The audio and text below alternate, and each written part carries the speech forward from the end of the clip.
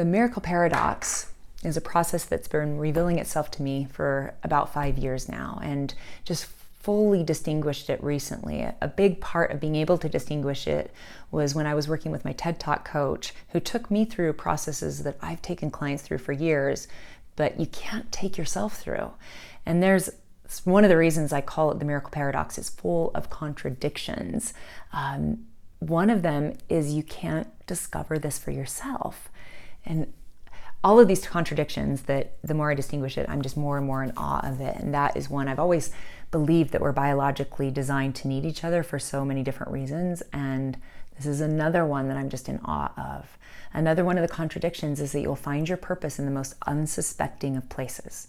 The premise of this paradox is that pain is your purpose and your message is your medicine. And so I want to share with you a little bit about the first 3 dots that we're going to be connecting, and how to start looking for them. So there's 2 processes that we'll go through. It's the purpose and the message process. Within the purpose, there's 3 main dots to connect. And as you start thinking about them, I'll have you do some journaling, because that will gear up the thinking exponentially. I don't want you to have them decided, the 3 dots, have an answer for it. That's not the point of having you think about it. The point of having you think about it is to really contemplate it, to really gear it up, so that when we get on the phone through the conversation, we'll be able to really pull out really what it is. Sometimes it takes a little bit of pulling, and the 3, that's how I know that we're there, when the 3 dots connect and it's really clear. Sometimes initially the 3 dots are not connecting for me, and I need to ask a few more questions. When I do, oh, there it is, it's here, right? Once those 3 dots are connected, it will point to your purpose. Now, your purpose is our purpose gives us action to be governed by that's greater than ourselves. So the purpose is for us. Then the message will be, this is my purpose. Our purpose is always to cause something. If it's greater than greater than us, which it always is, then the message is what we speak in order to cause something greater to occur for others. Okay, and once we distinguish the message, there's some work to do around that. I'll talk about in just a second. So the first 3 dots to connect in your purpose is your greatest pain, what it is you stand for, and your inner calling. Okay. When those 3 point to the purpose, it informs your message. When we have your message clarified, what we know about this paradox is, because your message is informed by your pain and your survival patterns are also informed by your greatest pain, you won't do your message perfectly. This is another place I'm in awe of the paradox. There's a reluctancy to step forward and own our message and be our message in the world, mostly subconsciously, sometimes consciously, but mostly subconsciously, because we don't do our message perfectly. So we don't think that we should be that messenger in the world because we don't do it perfectly, when in fact it's because you don't do your message perfectly that makes you the perfect messenger of this message, if you're willing to step into authentic, vulnerable leadership. If you are, you become somebody who can speak about this message, from the depths that others cannot, because you understand it from the full shadow to the light, and you don't do it perfectly even today, and you're willing to talk about the ways you don't do it perfectly and what you're learning from it, and how when you apply your message to it, you can restore yourself to authenticity and heal greater and greater. This is what makes you a profound messenger of your message, in a way that nobody else can. I'm in awe of it. So, and I'm excited to distinguish yours. I think I've shared with you, but just to give you an example, mine is Sacred Sisterhood. My greatest pain was being teased by these 3 popular girls in junior high. They would moo at me down the hall every day. It took me a couple years to come to terms with that this was my greatest pain. because our greatest pain, we experience this greatest pain, and then what our brain is designed to do, is wired to do, is to never experience that again, right? Even in our memories. And so we find a lot of different ways to not be with our pain, to find distance from it. From the full spectrum of complete denial, cannot remember, it's completely blacked out of our memory, to that didn't mean anything, right? And that was kind of the way that I was with that pain. There's other people that have experienced so much worse. How can I talk about this? Being teased in junior high, everybody's been teased. I can't talk about that. And those bitches hurt me in junior high. They are not going to hurt me anymore. I am not giving them the liberty of being in my life today, especially talking about it publicly. They don't deserve that, right? It's like my way of punishing them that the pain didn't mean anything. But when I really came to terms with it, it's the thing that really crushed me, right? Just like crushed my heart and soul. So because my message is sacred sisterhood, I had this experience of being completely rejected and humiliated by beautiful, amazing women that I didn't even know. And because of that, my survival patterns I'm extremely cautious around women, amazing, beautiful women, even more cautious. Don't trust you beautiful bitches at all. Got to keep you at a distance. And so I have developed behavioral patterns that protect me, that are in not what I have distinguished sacred sisterhood to be. My instinct around women that I feel in awe of or might be threatened by, who are better than me, is to compare, compete, criticize, judge, and separate. I also have been given direction by my inner wisdom to move in a different direction from that pain. So I have this craving to be with women in a way that we don't do that survival sisterhood thing, where we can be vulnerable and authentic and love each other to the core, that feels like really primitive to me, that feels more natural to me to really want to be. So because I have these two instincts, I do both in the world. There's times that you want me to be your sister. I will, when we lower, once with a woman, once we lower the armor, I will love you to the end of time and in any condition. Until we lower the armor, I won't even, you may not know, you probably won't even know I exist, because I will separate myself so much.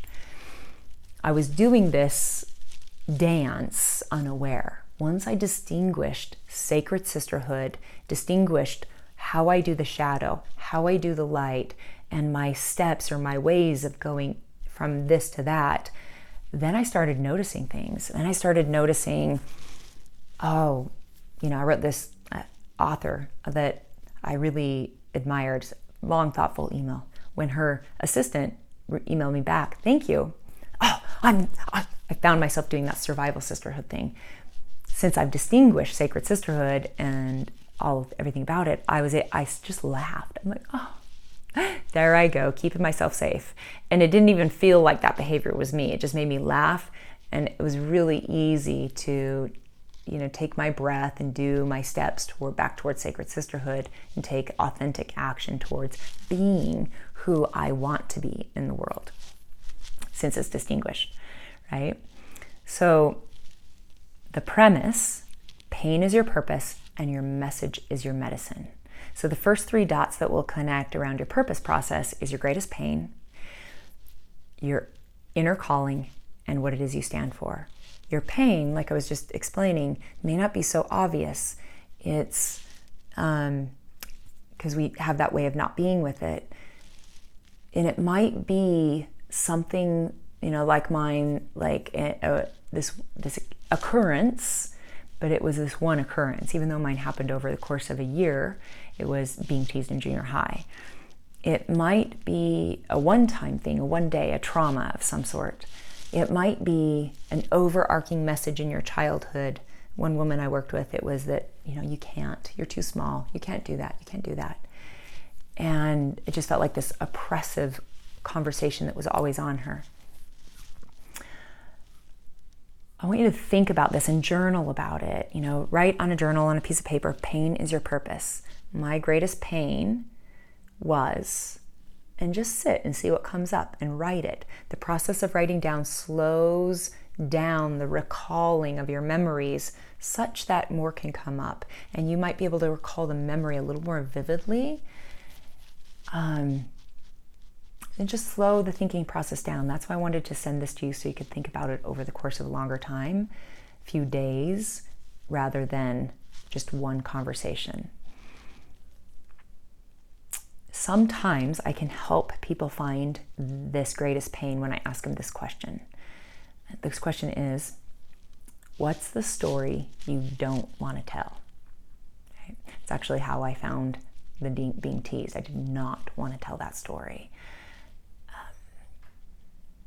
Sometimes, also within this miracle paradox, the pain, there is a place in your life for this pain that needs to heal on your own.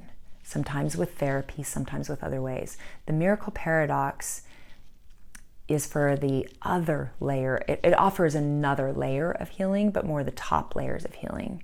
Some of the really severe pains might need more, it needs some personal healing work and sometimes some support there.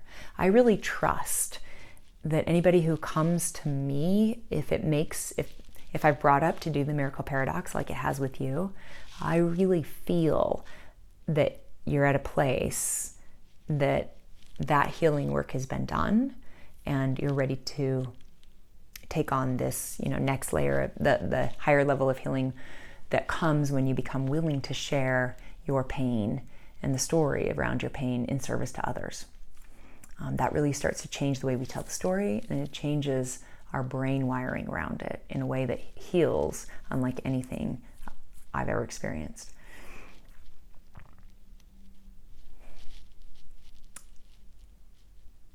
But just check in around that, and we can talk when we talk, just to see what comes up.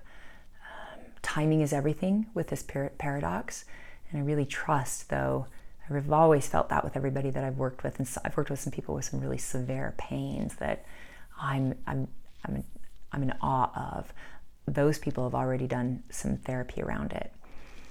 That being said, too, your pain, when we come to, what is your greatest pain? When you go looking, there is no spectrum of severity in the pain we're looking for to distinguish your paradox. So, because sometimes it will use the severity to make our pain no big deal, like I did. Don't do that. There is severity when it comes to the trauma needing a certain amount of therapy and healing before we come into the paradox. Okay. Let me know if you have any questions around that. You'll know, and I have a feeling you're in a good place. That's why we're even talking about this. So that's the pain. We'll connect the pain next to your inner calling and your stand. What it is you stand for is your strongest held beliefs. So you have this experience, never experience that again. Survival patterns are informed by it, all of that. But your inner wisdom, your soul purpose, your connection to the divine truth and something greater is also moving, is letting you learn from the experience. You're gleaming so much insight and growth also as a result of this. That's what it is you stand for. That's what we want to give voice to. This is a piece of your message. So the way to find this is to really look, what is it that above all else you really stand for? What's that thing that you're a voice for?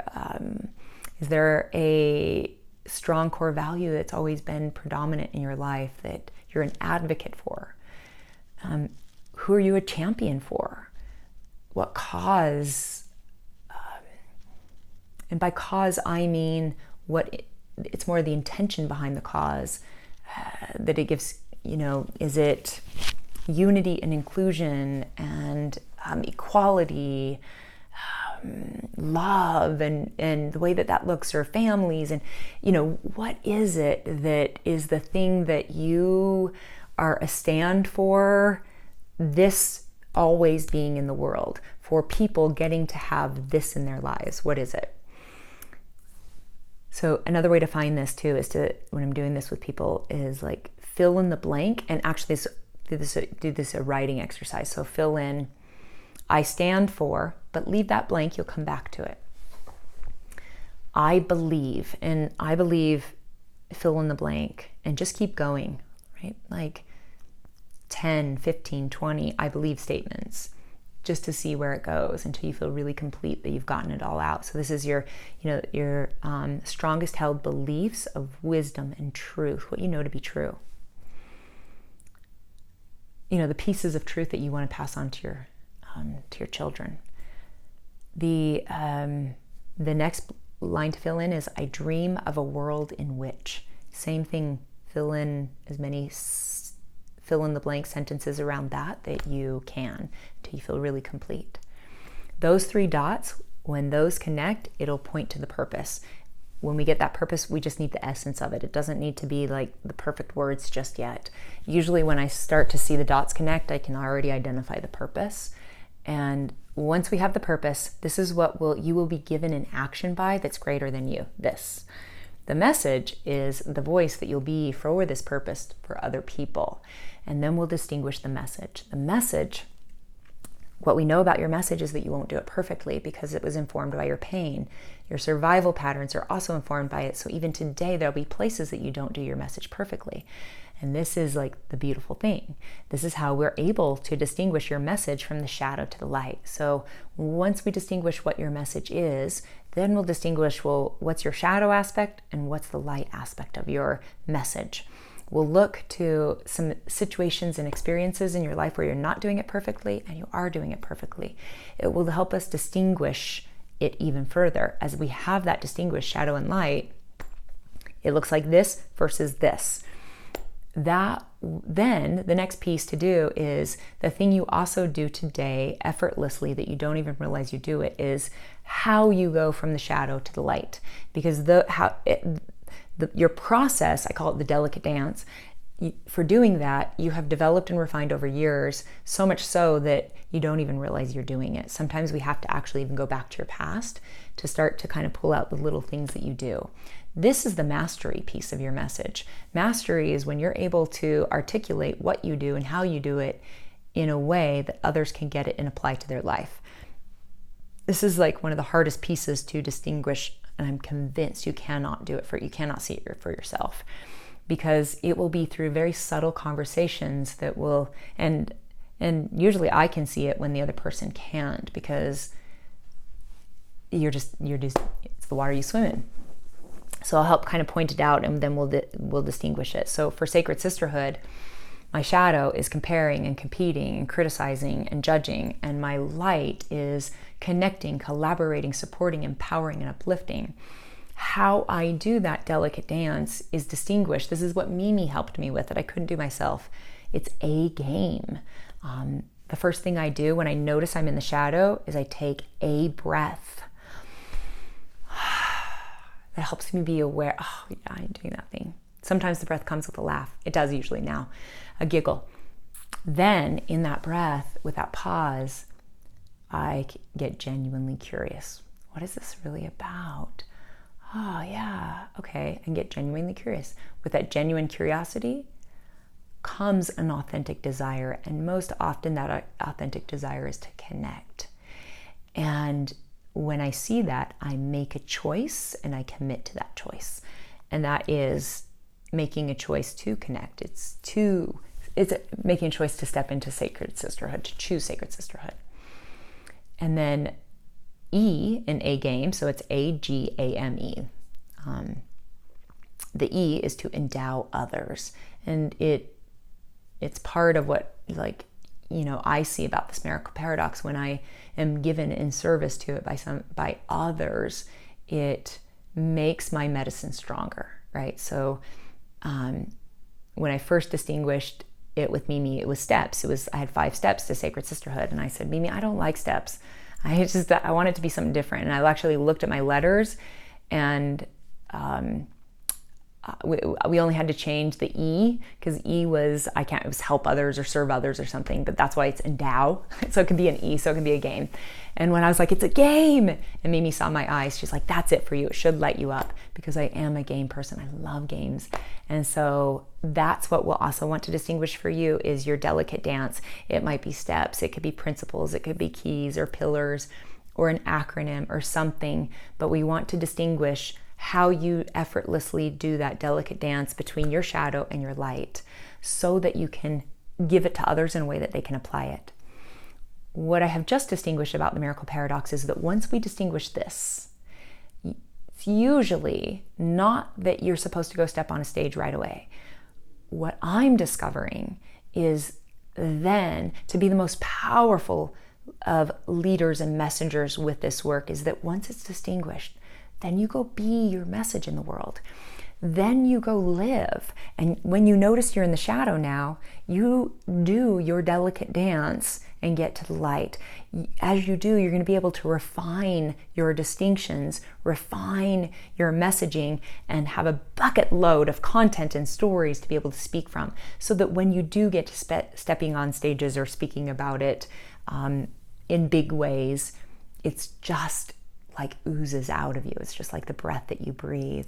You also delight in your message so much. And another thing I learned from Mimi is the way to not be nervous is to delight in your message. You cannot delight in what you're going to say and share with others and be nervous at the same time, right?